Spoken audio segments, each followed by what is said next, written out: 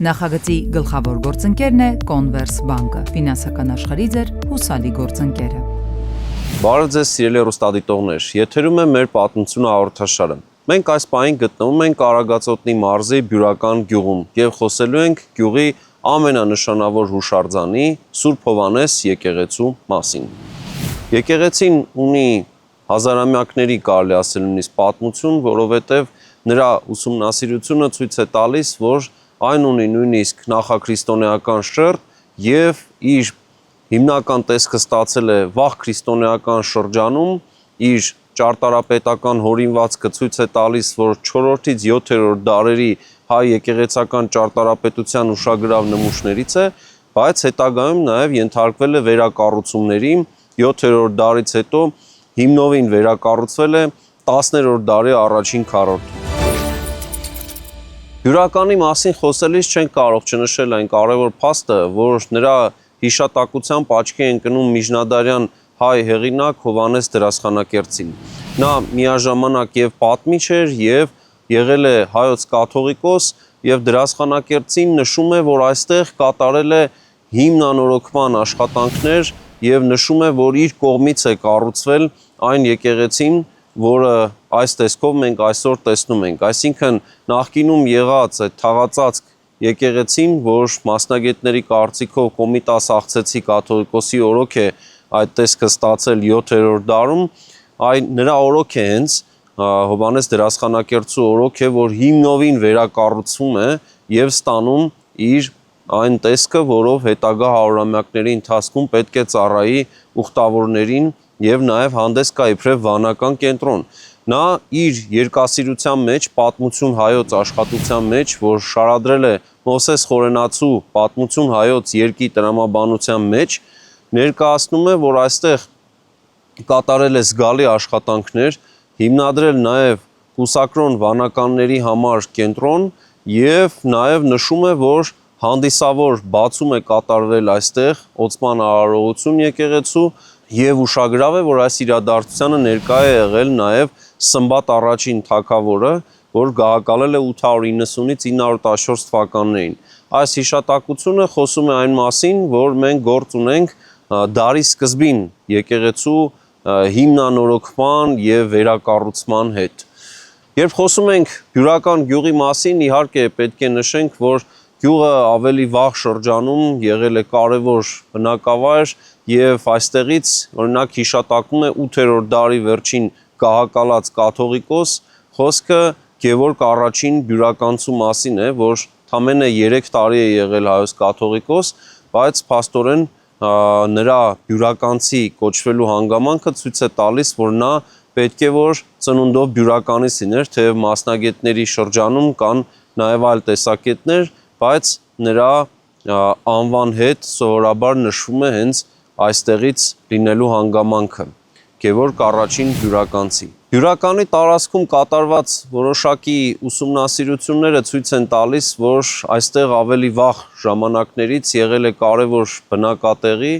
եւ օրինակ հնագիտական ուսումնասիրությունը տեղանքի ցույց է տալիս, որ բրոնզեդարյան շրջանից առնվազն այստեղ կարևոր բնակատեղի է եղել, հայտնաբերվել են դամբարաններ եւ այդտեղից տարբեր իրեր, նաեւ նույնիսկ Արտաշեսյան շրջանից, օրինակ 1900 թվականին հայտնաբերվել է մի քարպես կոփված քար, որ մասնագետները պնդել են, որ Արտաշես առաջին արքայի հողաբաժան սահմանակարարից պետք է լիներ։ Եվ այստեղ նաև 20-րդ դարի հետագա տասնամյակների ընթացքում շարունակվել են աշխատանքներ եւ հայտնաբերվել են տարբեր հուշարձաններ, հատկապես նորից դամբարանադաշտերի ուսումնասիրությունը շարունակվել, գտնվել են տարբեր իրեր եւ իհարկե այնուամենայնիվ Բյուրականի գլխավոր զարդը, գլխավոր սրբատեղին եւ գլխավոր հուշարձանը Սուրբ Հովհաննես եկեղեցին է։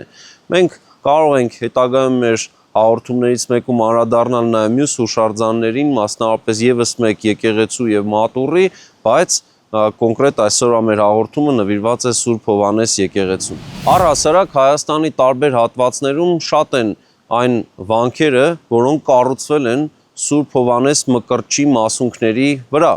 Այսինքն Սուրբ Հովհաննես Մկրտչի տարբեր մասունքներ ամփոփվել են Հայաստանի տարբեր սրբավայրերում եւ նրանց վրա կառուցվել են փաստորեն հոգեվոր կենտրոններ։ Այդպիսին է օրինակ Հովանավանքը, որ գտնվում է ոչ այնքան մեծ հեռավորության վրա այստեղից, այդպիսին է նաեւ իհարկե Գանձասարի վանքը Արցախում, այդպիսով նույնը կարելի է նաեւ Արևմտյան Հայաստանում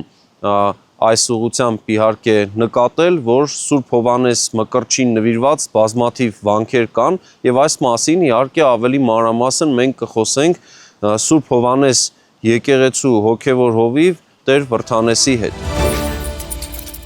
Օրհնեցեք Տեր Հայր։ Աստված օրհնի, շատ ուրախ եմ, մեծ պատիվ ու ուրախություն է ձեզ հանդիպել Բյուրականում։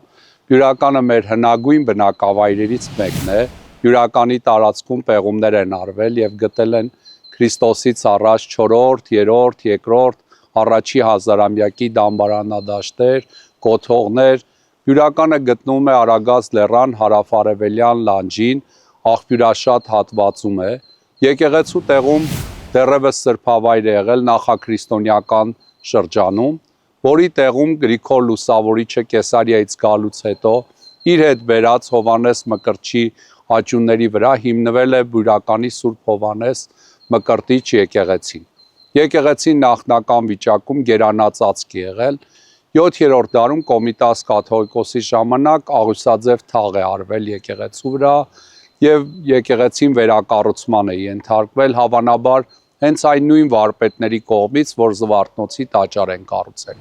Եկեղեցին տարբեր ժամանակներ վերանորոգումների է ենթարկվել, նաև 10-րդ դարում Հովհաննես դերասխանակերտցու կողմից եկեղեցու աղյուսաձև թաղը փոխվել է լայն թաղի եւ ներսում որմնանկարներ են արվել եկեղեցու։ Դերասխանակերտցին հիշատակում է, որ իր ժամանակ եկեղեցին ներսում ունեցել է գեղեցկագույն որմնանկարներ, իսկ խորանի վերևի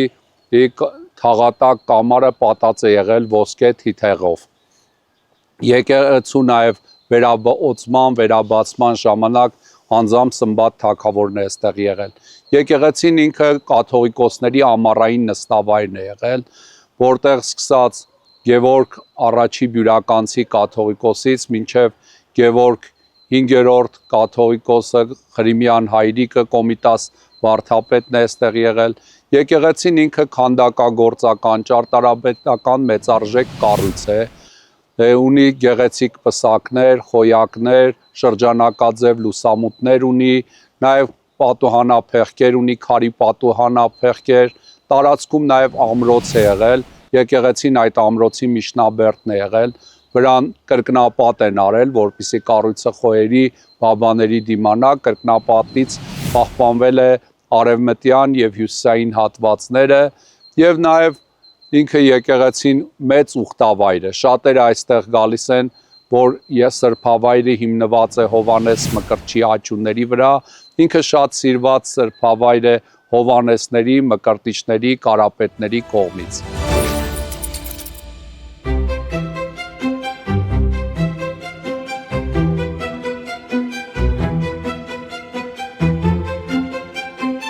Տերաշ, որքանով տեղյակ ենք այս խաչքարը, որ բացառիկ է, այս առումով դժվար է նկատել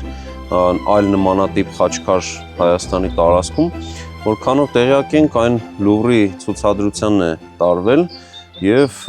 ինչ կասեիք այս խաչքարի մասին, ինչ հետաքրքիր խորհրդաբանություն է այստեղ, որովհետեւ շատ այցելուներ հետագայում տպավորված են հեռանում ու փորձում են նմանատիպ այլ գործ գտնել Հայաստանում եւ կարծեք թե չեն կարողանում գտնել։ Խնդրեմ, ինչ կասեք։ Տարածաշրջանը ինքը հարուստ է նաեւ խաչքարների արվեստով եւ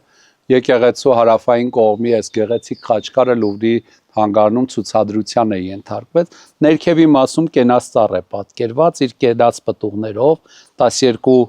պտուղներ ունի վրան, 12 առաքյալներին են խորհրդանշում։ Հիսուս Քրիստոս երկու շրջանակով է պատկերված, ութանման, ներքևում զատկական գառն է վերջին ընթրիքի, այսինքն կենասառ է զատկական գառով Քրիստոսի եւ 12 առաքյալների հետ, վերևում պատկերված է էլի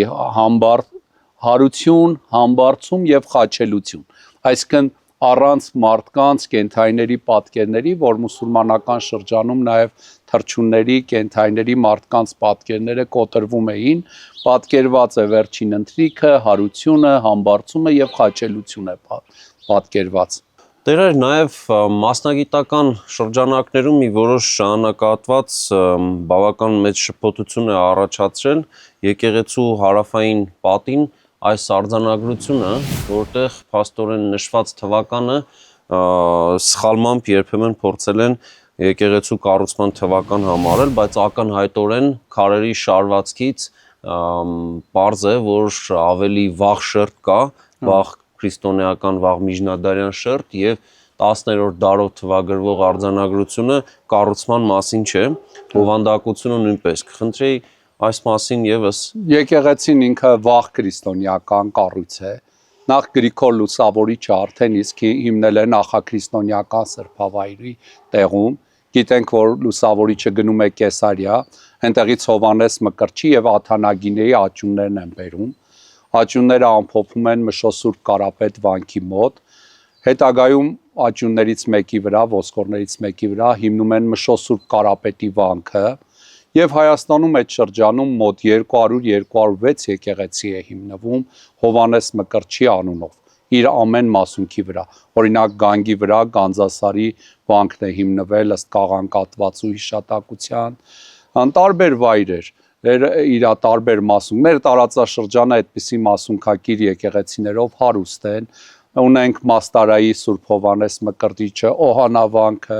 որ էլի մասունքի վրա է, Ոսկեվազի Սուրբ Հովանես եկեղեցին, Բյուրականի Սուրբ Հովանեսը եղել է Արևելյա Հայաստանում ամենանշանավոր Հովանես Մկրտիչը եւ կաթողիկոսների ամառային նաեւ նստավայրն է եղել։ Գրիգոր Լուսավորիչը ենթադրում են 4-րդ դարում այդ մասունքը այստեղ ամփոփելով եւ նախաքրիստոնեական սրբավայրը վերածել է եկեղեցու, որը հետագայում տարբեր վերանորոգումների է ենթարկել, հավանաբար առաջի վերանորոգման լուրջ վերանորոգության ենթարկվել է Կոմիտաս կաթողիկոսի ժամանակ, գերանրածածկը փոխվել է Աղուսաձև թաղի, որից մնացորդ ունենք, որն էլ իր հերթին 10-րդ դարում ավելի լայն շարքով թաղի է փոխարինել Հովանես դրասխանակերտին եւ ոչ միայն թաղն է փոխարինել, այլ ներսից որմնանկարներ է արվել, ամբողջությամբ պատերը ծեփվել եւ որմնանկարներ են արել, գեղեցկագույն որմնանկարներ են հիշատակում է մեջ արել։ Հարավային պատի արձանագրությունը երևում է, որ վերակառուցված պատին է, որովհետեւ արձանագրությունից մեկ շատ ներքև եւ 4 քար աջ ունենք կողքի վրա դրած խաչ։ Սա վկայում է, որ արդեն արձանագրությունը արվել է 10-րդ դարում, լուրջ վերանորոգման արդեն գոնե մի անգամ ենթարկված սրբավայրի վրա, որը ենթադրում ենք 7-րդ դարի վերակառուցումն է, արձանագրությունում հիշատակում է, որ ՆԼԳ թվականին, որ ն 400 է, լն 30, գն 3, գումարում ենք 551, լինում է 984 թվական եւ այնտեղ հիշատակվում է, որ ես հայր Գրիգորս հայաթաղ եւ բյուրական բերի զայս առուն, հավանաբար մայր արվի շինարարության մասին պատմող արձանագրություն է, որ 10-րդ դարում արվել է եկեղեցու հարավային պատի վրա եւ արդեն իսկ նորոգված պատի վրա է արվել արձանագրությունը։ Սա վկայում է այն մասին, որ եկեղեցին 10-րդ դարում արդեն այս տեսքով եղել է եւ առնվազն մեկ անգամ վերանորոգման է ենթարկվել։ Բայց դրանից հետո էլ ինքը տարբեր վերանորոգումներ է ենթարկվել, վերջի վերանորոգումը արվել է 98-99 թվականներին, վերականգնող ճարտարապետը հայտի ճարտարապետ Հրաչյա Գասպարյանն է եղել, նաեւ անցյալ տարի էլ վերականգնող ճարտարապետ Մերի Դանելյանի նախագծով, ով կրկնապատի են մի հատվածը հյուսային հատվածի, որ ջրեր լցվեր մեջը եւ թեքված էր, քանդվեց, վերաշարվեց 50 քառակուսի եւ շքամուտքը վերականգնվեց հարավային կողմին։ Հուսով ենք նաեւ առաջիկայում արևմտյան շքամուտքը նույնպես կվերականգնվի։ Վերջին տարիների ընթացքում Բյուրականի Սուրբ Հովհաննես եկեղեցու տարածքում ընթանում են որոշակի աշխատանքներ, որոնք ավելի բարեկարգ են դարձնում տարածքը եւ վերականգնում են պատմական տեսքը։ Եվ այս պահին Տեր այս կուզենայի խոսեիք այս խաչքարի մասին, որ վերականգնվել է 3 բեկորներից, չէ, ինչպես քիչ առաջ զրույցի ժամանակ նշում եք, ինչ կասեք այս խաչքարի այդ բեկորները գտնելու մասին եւ ինչ է տարքիր խորհրդանշական առանձնահատկություն ունի խաչքարը։ Բակում պատմամշակութային մեծարժեք կոթողներ կան, խաչքարեր կան, բեկորներ կան եւ այս խաչքարն էլ 3 կտորից ամեն կտորը մի հատվածում է գտնվել, պատվանդանը, բնիկը եւ խաչքարն է գտնվել եւ կանգնեցվել է հյուսիս արևմտյան հատվածում խաչը արձանագիր խաչ է եւ նաեւ թվակիր է։ Վերևի մասում արձանագրություն կա, Սուրբ Խաչս բարեխոս է Հովհաննես կրոնավորին։ Այսինքն այդ ժամանակ, երբ որ Հովհաննեսը ննջել է, եղել է այս վանքի վանականներից մեկը եւ թվակիր է ինքը, նաեւ խաչի ձախ թևի եւ ներքևի թևի արանքում թվին գրությունն է երևում, աջ կողմում Ջ տառը կա, ներքևում Չ եւ Ե։ Այսինքն Սուրբ Խաչս բարեխոս է Հովհաննես կրոնավորին եւ թվականին Ջ.Չ.Ե. թվականին, որ 1626 թվականին Հովհաննես վանականը ի Քրիստոս է ննջել եւ ամփոփվել է այս խաչքարի տակ։ Այսինքն 17-րդ դարում այստեղ վանական կյանք է։ Այո, վանքը գործել է, նշանավոր է եղել, ինքը կաթողիկոսանիստ կենտրոն է եղել, ամբողջ տարվա ընթացքում Բյուրականը եղել է եպիսկոպոսանիստ կենտրոն, իսկ ամռան ամիսներին նաև կաթողիկոսանիստ է եղել, կաթողիկոսների ամառային նստավայրն է եղել, առնվազն սկսած Գևորգ առաջի Բյուրականցի կաթողիկոսից մինչև Գևորգ 5-րդ Խրիմյան հայրիկ, հիմա էլ Բյուրականում է գտնվում կաթողիկոսական ամառանոցը։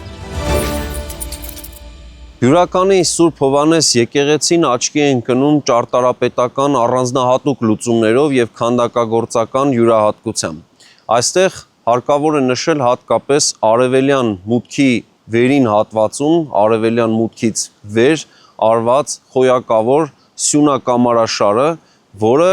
շատ գեղեցիկ իր լուծումով նախատիպ է հանդիսանում եւ առաջին օրինակն է այնպիսի լուծման, որը մենք ավելի ուշ կատարելագործված ձևով եւ ավելի նուրբ քանդակագործական լուծումներով տեսնում ենք Սանանի Սուրբ Ամենափրկիչ եկեղեցու պարագային եւ իհարկե, որ ամենակարևորն է,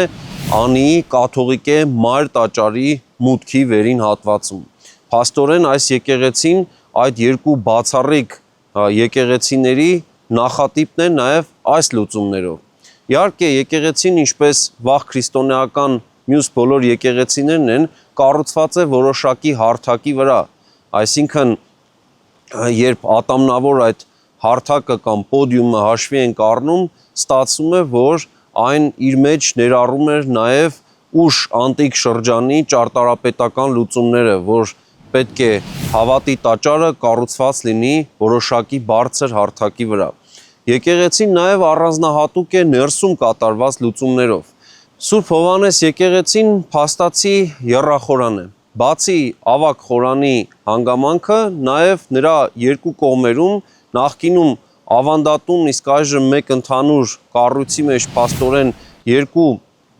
փոքր եկեղեցիների ներառմամբ մի հետարքի լուծում է կատարվել, որ ստացվում է ավագ խորանի երկու կողմերում եւս կան խորաններ եւ նրանցից մեկի սուրբ սեղանը, պատարագի սուրբ սեղանը գտնվել է բոլորովին վերջերս։ Եվ այսօր այդ երկուսից մեկը օգտագործում է իբրև ավանդատուն, որտեղ պահպանվում են պատարագիչի եւ մյուս հոգեվոր սպասավորների զգեստները, պարագաները եւ այլն, իսկ մյուսը բաց է հավատացյալների համար եւ կարող են հավատացյալները այդտեղ մոմավառություն իրականացնել եւ նաեւ տեսնել այդ խորանը եւ այս ճարտարապետական յուրահատուկ լուծումը, որ ուղղակի բացառիկ է հայկական ճարտարապետության մեջ։ Բյուրականը հայտնի է իբրև կաթողիկոսական ամառանոցային նստավայր եւ այս հանգամանքը ամրագրված է ոչ միայն ժամանակին կաթողիկոս Հովհաննես դերասխանակերտցու մոտ համապատասխան հիշատակումներով, այն փաստացի նրա հիմնական նստավայրն էր նույնիսկ եւ նա ներկայացնում է նաև այստեղ, որ ամրոց է եղել Բյուրականի տարածքում, հիշատակում է այստեղ կատարած իր աշխատանքները, իսկ ավելի ուշ շրջանում մենք գիտենք, որ 1874 թվականին արդեն Գևորգ IV Կոստանդնուպոլսեցի կաթողիկոսը, որ նույն թվականին հիմնել է Գևորգյան հոգևոր ճեմարանը, նաև հենց նա է, որ այստեղ հիմնել է ամառանոց, կաթողիկոսական ամառանոց եւ ստացվում է, որ կաթողիկոսի ամառային նստավայր էր դառնում արդեն 1874 թվականին եւ ինչ որ ձևով միջնադարում սահմանված ավանդույթների շարունակությունը վերականգնվում էր։ Այստեղ ուշագրավ է ներկայացնել, որ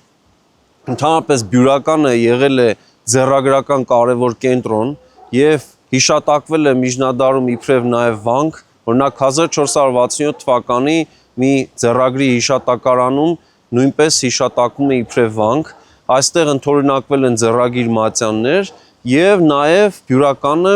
արդեն 17-րդ դարի երկրորդ կեսին, երբ Հակոբ IV Ջուղայեցի կաթողիկոսներ գահակալում 1655-ից 80 թվականներին, նրա կողմից եղել է իբրև արդեն եկեղեցուն մայրաթոռին պատկանող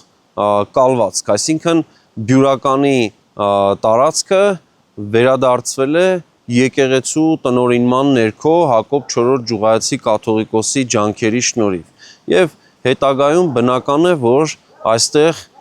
որոշակիորեն փոխկապակցվածությունը Սուրբ Էջմիածնի հետ ամրագրված է տարբեր սկզբունքներով եւ մինչեւ օրս էլ բնական է, որ Գևորգ IV Կոստանդնուպոլսեցու դրած այդ ավանդույթը, որ այստեղ կաթողիկոսական ամառանոցն է, գտնվում է նորից այստեղ կաթողիկոսական ամառանոց։ Եվ այսպիսով Բյուրականի Սուրբ Հովհաննես եկեղեցուն նվիրված մեր այսօրվա հաղորդումը մոտեցավ իր ավարտին։ Կհանդիպենք հաջորդ շաբաթ մեր պատմություն հաղորդաշարի եթերում։ Նախագծի գլխավոր գործընկերն է Converse Bank-ը, ֆինանսական աշխարհի ձեր հուսալի գործընկերը։